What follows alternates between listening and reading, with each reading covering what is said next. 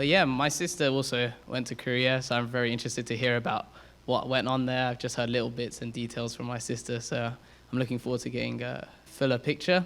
She missed her flight home as well, so we haven't been able to catch up yet. But yeah, let's welcome up Uncle Marius and Auntie Laureta. Yeah, it's very nice to see all of you. So my name is Laureta. I had this, well, standing in front of people is not my thing actually, but I couldn't say no to Korean because I wanted to express my gratitude for having this opportunity to go to Korea. So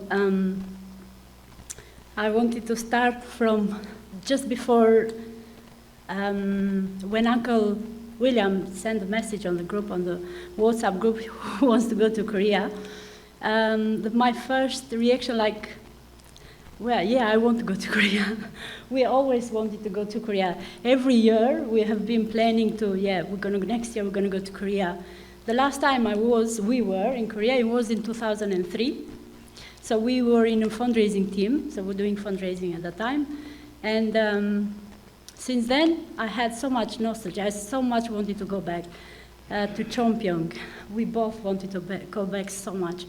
So with our children actually. So every year we were thinking like, okay, next year we're going to go back to Korea. Next year we're going to go, but never been possible due to, okay, to go to Korea you have to go for 40 days or 21 days. So for seminars. So working is not so easy to get so long holidays and also expensive and so many things. So when I saw this message from Uncle William, I said, okay, yeah, I want to go, but I didn't expect at all any positive answer on that. So I was like, when I saw the message after a few days from Uncle William, yes, so I could go to Korea, I was like, I couldn't believe my eyes. I was like, went to get my glasses, did I read it well? Okay, so I was so happy. And I felt so much, there was a period for me that I wasn't feeling I wasn't feeling the presence of God so much. I think to everyone happens sometimes that we just feel down, we don't feel that. So when I saw the message, I said, so how could I just don't feel the presence of God? God is there always for us, but we just need to feel that. And I felt so grateful to God at that point. So I don't want to continue with this. So it's been shared a lot. Don't want to repeat what has been shared, but I just wanted to share my experience. So at that point, my focus was to go to Korea to meet her parents. So I was preparing my heart, my mind, myself, just for that purpose. And when on the 12th started this visit to go to Father's burial place. So, and then all our group from our room, we thought we're going straight away. We went to do the PCR test and straight to the bus to go to Father's burial place. And as we were waiting, queuing on to get into the bus, I was the last on the queue. The bus got full just before me. So everybody went into the bus, and I was left out. I felt like that was kind of a spiritual sign for me. I felt, maybe I didn't prepare myself so well. Maybe I didn't pray enough. I was almost crying at that point. And anyway, I went back. I decided on my head, when my husband comes there, we're going to go together.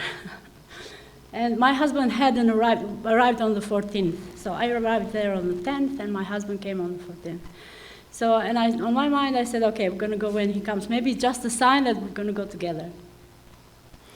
Then next day, I was with Auntie Mitty sitting somewhere, and we're talking, okay, on the 13th, shall we go to visit her father's Panyangon? And we're saying, I decided after that experience, I'm not going to go. I'm going to go with Marius when Marius comes. Anyway, we went to eat lunch, and with Auntie Mitty. And these two sisters, there was a Japanese sister and a Korean sister, they came to say hi to Auntie Mitty, and then they said, oh, we're going to Father's burial place, do you want to come? Auntie Mitty said to me, do you want to go? I said, well, I decided, so I'm going to go with Marius, come.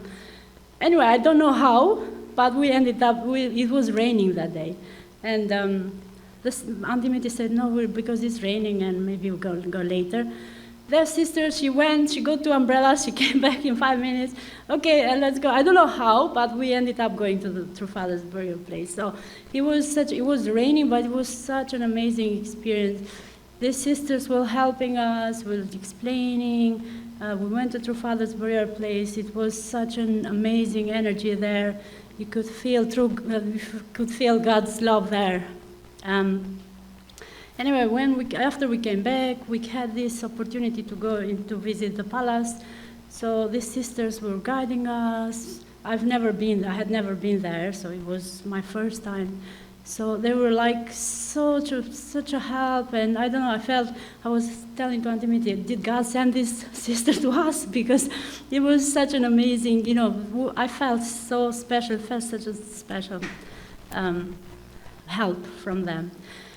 And then after, when Marius came on the 14th, there was no more visits to the True Father's resting place. So since then, he couldn't go. So if I didn't go, if those sisters didn't kind of push us, I would probably not have gone there. And that was not going to be the best. And then seeing True Mother. So the first, we saw True Mother from close when it was at the Peace Center, when it was the celebration of True Father's 10th anniversary. So seeing True Mother, it was amazing seeing her from near, and you get such a different energy when you have her like closer.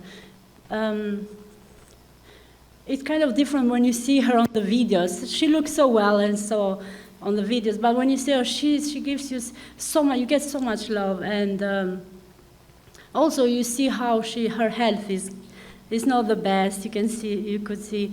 So both I love that, like seeing True Mother and singing and dancing in front of True Mother. When it was the victory celebration, we had the chance to sing and dance. We sang the song Sarange for True Mother, and I was on the stage singing. I was somewhere behind there, couldn't see very much, but I had True Mother very close, and it was so amazing to have True Mother. So, and she looked so happy, and like kind of clapping and singing, and her face was glowing. I love True Mother, not because she is True Mother, but actually as a mother, I really love True Mother. So, and also sharing this time with all brothers and sisters. It was a different experience for me. So, as I said, I was in 2003 with a small team of fundraising in Korea, but this time it was all of brothers and sisters from all over the world, and it was sharing this time and this with all brothers and sisters. It was amazing. Yeah, I think I will. Thank you. Step aside. Thank you. Stay here with me. Hi. Hello, everyone. Yeah, it was an amazing experience.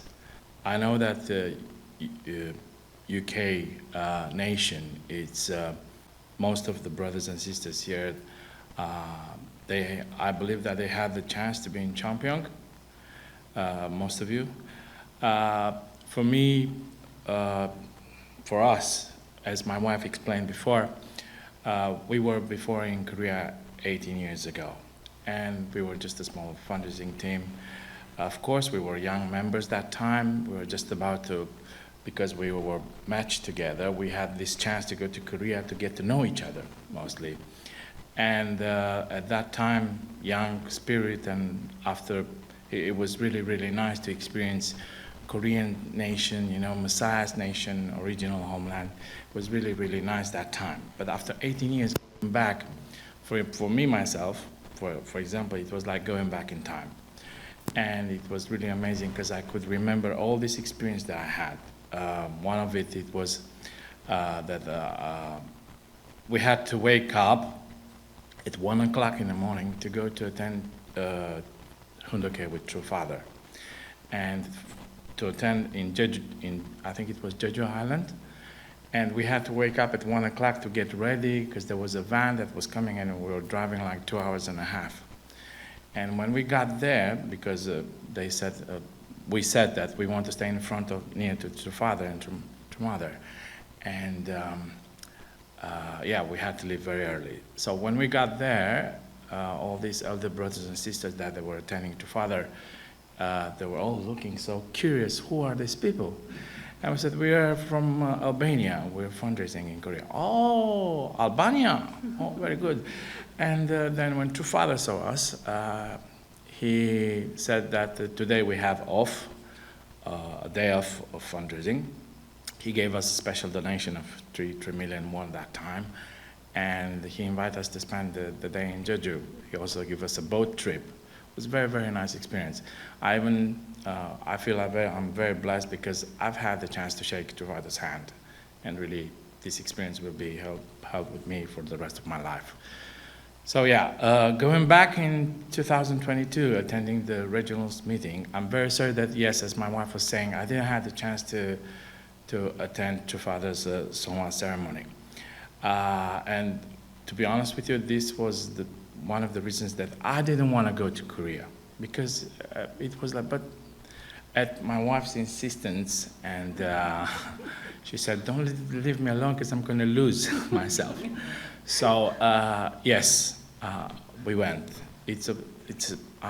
For me, was the experience of my life again. Jeonpyeong for me is like when you go there, and it's a totally different atmosphere. You are like in heaven. You feel home. Yes, and I want to thank you very much, Dr. Michael Balcom and Miko Balcom, for giving us the chance to take part in this experience. Also, I want to share 2 experiences with you from this. First, when I arrived in Korea, you have to go to have your PCR test at the hospital.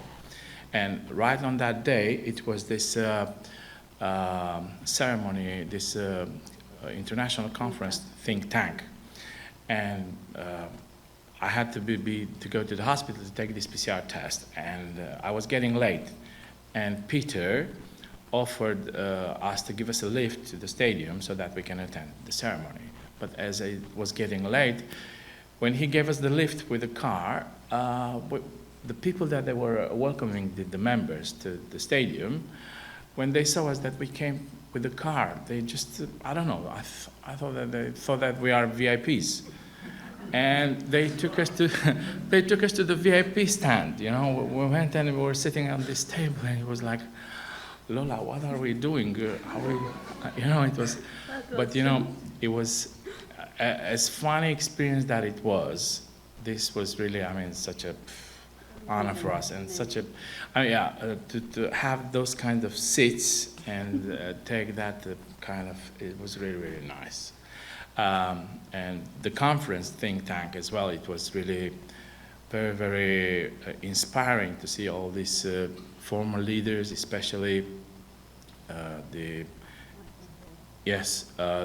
ex-CIA, I think it was the director, I forgot his name.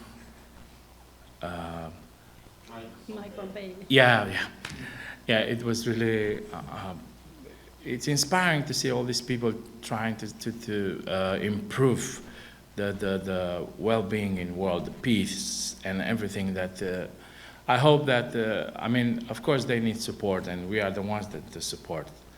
Really, if we're doing our things as individual, I'm very sure that something good can come out, especially not only for ourselves as Unification Church members, but also for the world. Another experience that was very, very nice was the tour that Dr. Michael arranged for us. Very, very nice experience. Visiting this DMZ zone and having all this wonderful time. There was a lot of walk up and down, but really, it was very, very nice time. Very, very nice time. Then we had the chance to have dinner with President Song, which was also very nice, and really very wonderful experience. So also, well, I I think everything was very nice, to cut it short. So there's a lot to talk, but I didn't prepare a report or something. I just want to share from my heart one more time. Thank you very much for this opportunity. Really, it was very nice, and God bless you all. It was a great blessing for us. Thank you. Thank you very much.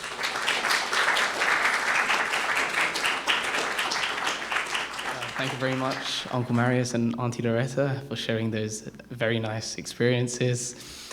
Yeah, I thought, I wasn't exactly sure what was going on, if I'm honest, but it's good to hear about the tour and your experiences, how you got to perform for True Mother, and you got to visit True Father's burial ground, or at least Auntie Laureta did.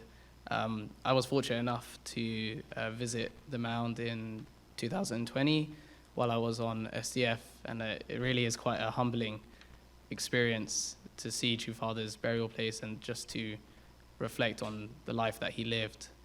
So thank you once again for sharing, and let's just take a minute or two to reflect on what happened in Korea and also reflect on True Father's life. Thank you. But now, I'd like to invite up Uncle William to say a few words about our Queen who passed away. Please welcome him up. Good morning, everyone. It's great to see you all. Thank you very much for sharing. I'm so happy that you went, and I was really happy because I always thought it'd be nice for people who don't normally get the chance to go to be able to go. So that's why I put it on the WhatsApp. I thought, well, God can choose, not me. Whoever's heart is willing to and wants to go, let them be the one to participate and to go. So I'm sure you've all been, I expect you've all been watching programs on the television about the life of the Queen who just passed away. And there's so many programs. Please, if you haven't watched them, please watch some of these documentaries. Give you some sense of who she was and the kind of person that she was and the life she lived. So I'm not going to talk about that. I just want to mention a few things more from who she was from a providential point of view, in one sense, you might say. And so that includes, first of all, trying to understand, well, where did she come from? From Britain, from England. So what is Britain? Well, we all know that Britain is the Eve nation, and you might not know it's actually been the Eve nation since the time of Jesus. Well, I'm not going to go into all that. And so Britain has had for 2,000 years an incredibly important a significant role in God's providence and dispensation. And it's the whole of the Christian world that should have created the worldwide foundation to receive the Messiah. But the reality is, for various reasons, the whole of the continent of Europe was unable to do that.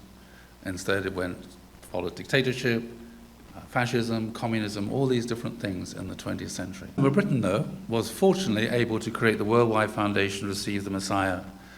Things like freedom of religion, rule of law, free trade, and this was spread through the British Empire. So this meant that Father was able to be born into a relatively free and democratic society. He was able to travel around the world and to deliver his message. So that was part of Britain's role, created the worldwide foundation to receive the Messiah, and also gave birth to the first Israel, that's the State of Israel, in 1948. And also gave birth to the second Israel, the United States of America, and also, in many ways, tried to give birth to Korea, sending the first Protestant missionaries there, and translating the Bible into Korean, and the great Korean Pentecost that happened in Korea, beginning of the 20th century, was sparked off by events that took place in Wales. And so, as the Eve nation then, Britain also should have provided the bride for the Messiah. Didn't happen. But this is what Father said. The true mother would have come out of the Christian realm. Perhaps she would have been a British woman. It could be. Why not?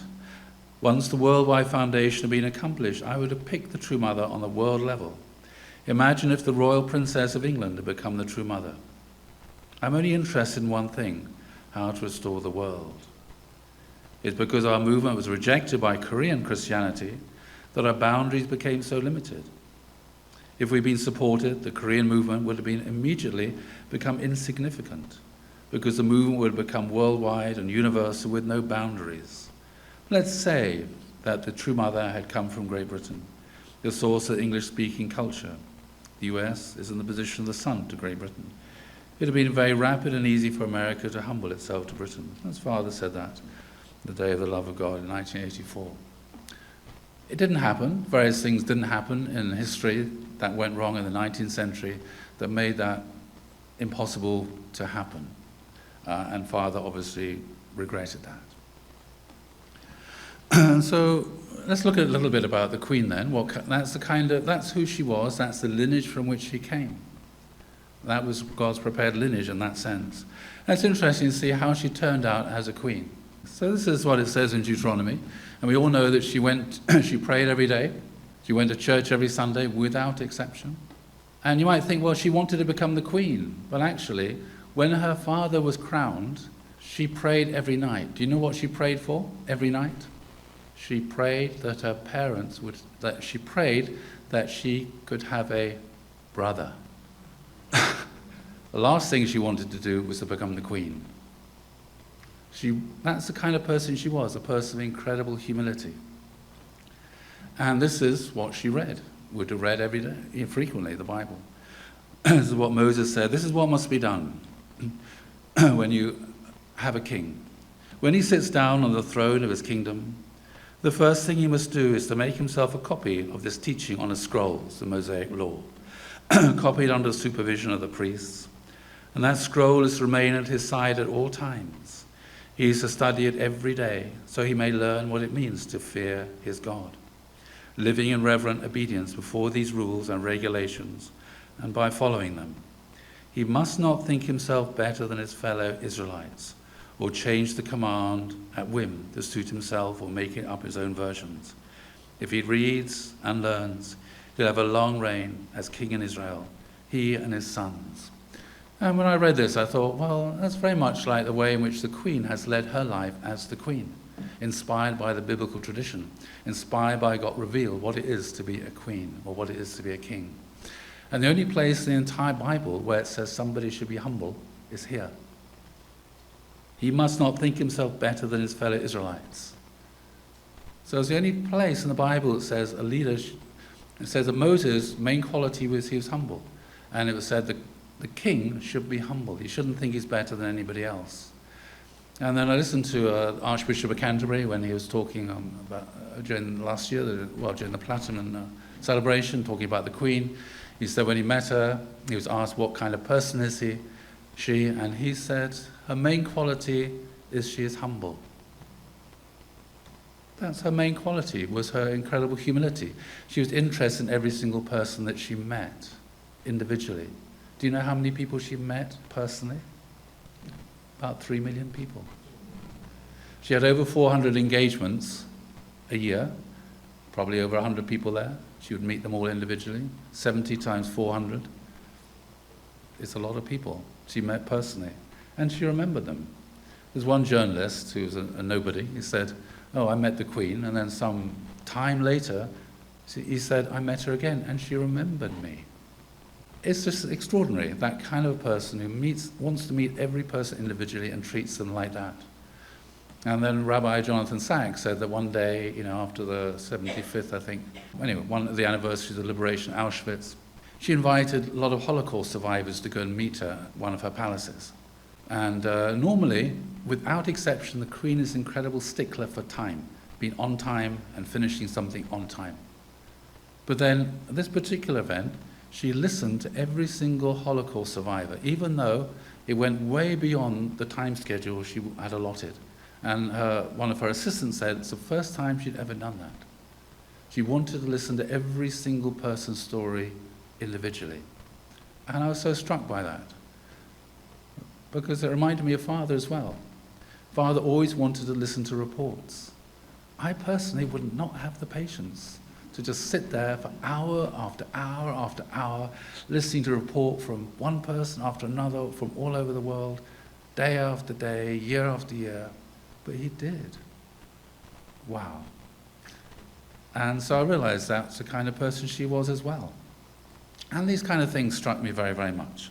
So this is the kind of person she was. This is a book which is published, I think, for one of her jubilees, not the platinum one, the one before that, and it's called The Servant Queen, and the king she serves. So that's how she saw herself as a servant. She served God, she served Jesus, and she served her people. That's what she said when she was 21 years old. I'm sure you saw that little talk she gave when she's 21 years old. Incredible self-possession. At 21 years old, to understand who she was and to make that kind of commitment and to complete it 75 years later is just astonishing. That kind of a person. And this is the very first time she ever wrote a foreword to anything, because that embodied and captured how she saw herself as God's servant and the servant to her people. And of course, we're very lucky that she actually met little angels, I think in 1971. They came here. I couldn't find a photograph anywhere. You can Google it. It just doesn't exist on the internet. Don't know why. But it's hanging around downstairs somewhere, or maybe up here. And that was an incredible opportunity. She went backstage, which she didn't often do, to meet the little angels. And you can see Bogie parked there in the background. I don't know the circumstances, how that event took place. And it's a very great shame that it wasn't sort of followed up, I don't think, in any way. But she was the kind of person who wanted to connect to God. In the 1950s, there was a great evangelist. Greatest evangelist of the 20th century was Billy Graham. And when he came to England, at that time, in the 50s, he was regarded really enthusiastic, just over-the-top American evangelist, preaching and speaking and calling people to come and dedicate their lives, etc. And, it's just very un-English. But she wanted to meet him when he was really controversial. And her advisors, oh no, you can't meet him. He's not at Church of England. He's too controversial. I want to meet him. And so he came to the palace, and they became very close friends. And she really, that was the core of her understanding who she was that relationship with God. And that's why I hope you'll watch her speaking on Christmas. We always do. Just testifying and sharing about what it was that was the center of her life. And so we can say from that, this is really the center of what it is to be English in that sense. She was the embodiment of Britishness. This is the whole history of 2,000 years. She embodied that in her own life. And then if you look at it, we sing the national anthem. I love the national anthem. Do you know why? Yes. Is the word Britain there? Is the word England there? It's entirely non-nationalistic. It's called the national anthem, but actually there's nothing national about it. It's not like Deutschland über alles, and the French one, which is even really bloodthirsty, and lots of other countries, they talk about it's about their nation. The British national anthem, there's no mention of Britain in there, or England. It's entirely God Save the Queen. Why do we want, and of course that, the whole of the, nobody knows who wrote it or where the music came from, it just emerged out of the West End theatres. But, the expressions in there, the language of it, all comes from the Bible. And so, of course, we should pray for God to save the Queen. Of course. You want the Queen to be saved. You want God to guide the Queen, because as a leader, the most important thing leaders have to do is what? It's to make decisions. And you want the person to make a good decision, which means you want them to be in a profound and deep relationship with God. And so they can be totally sincere. And so that's why we sing, God Save the Queen. Not let Great Britain be great or let England be great, but God Save the Queen. It's entirely a personal thing. It's really wonderful words, actually. And of course, now we're going to sing God Save the King. So that's the, the King, King Charles also comes from not only from interesting lineage in terms of his mother, and there's all sorts of interesting things in there. Also from his own personal lineage, and his own personal background. It was very interesting. If you watch some of the documentaries when Prince Philip died, it's extraordinary. His mother basically was a saint. Extraordinary. And so you can see somehow this thing. History turned out the way it turned out, but one needs to recognize that the Queen is who she is, or who she was. And one of the things I noticed that when she died, what was the weather like? and sunny, crying and happy. All over the country are rainbows. Who made the rainbows? That was the Queen shining upon people. The Queen was shining upon her country and smiling. She's incredibly happy because she's now with her beloved husband, Philip. And, you know, when you look at the family pledge, I think in many ways she embodied the family pledge in her own life. It's quite extraordinary, actually. So, yeah, she's very happy. They're in the spiritual world and shining. And so, on one hand, one is grief and mourns, but on the other hand, be incredibly happy for her. Incredibly happy because she's where she wants to be. And she waited until she tied up all the loose ends. The Platinum Jubilee, she made sure the succession was there. On Buckingham Palace, the final thing, there was the Queen, Prince Charles, Duchess of Cornwall, William, Catherine, George, and Charlotte. The four generations were all there. That's the succession. We talk about the three great kingships. She made sure all that was in place. And then we had a little bit of political turmoil going on in this country at the moment. And so she thought, well, I can't just die now. I've got to wait. And so she accepted Boris Johnson's resignation. Astonishing. You saw on television, she was completely and mentally 100% there. She was walking around with a walking stick, but she was completely there. She looked completely well, even if frail and old. And she spent 30 minutes talking to Boris Johnson. When Liz Truss appeared, she spent 30 minutes talking to her, made her next Prime Minister, and then 2 days later, she died. And I felt, she felt, now I've finished everything, all the loose ends are tied up, now it's time for me to go. That was her decision. Now it's time for me to go. Everyone was shocked. It came completely out of the blue. She wasn't bedbound. She wasn't sick. She wasn't ill. She felt, it's now a new era. It's time for me to pass on. It's time for me to go. After 70 years on the throne. Most people want to retire when they're 65 years old. Who wants to work for 70 years? Not many people.